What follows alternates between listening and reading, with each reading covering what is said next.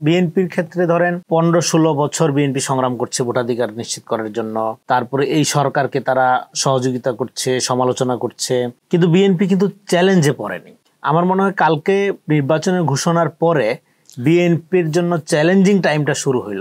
Vote যাতে জনগণ নির্বিঘ্নে দিতে পারে, ভোটে যাতে কোনো পেশি শক্তির প্রভাব না পড়ে, সামাজিক অস্থিরতা যাতে তৈরি না হয়, বিএনপি জিতবে এইরকম একটা হাইপোথেটিক্যাল ধারণার মধ্য দিয়ে যাতে বিএনপি নেতাকর্মীরা অগ্রিম কোনো কার্যক্রমে জড়িত না হয়।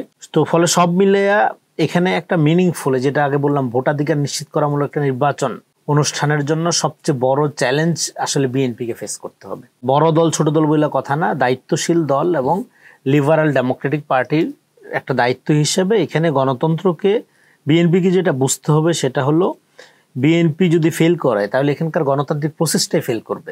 বিএনপিকে নিজে জিতলে হবে না, শুধু বিএনপিকে যেটা গুরুত্ব দিয়ে যেটা চিন্তা করতে হবে সেটা হলো বাংলাদেশকে তার জিতাইতে হবে।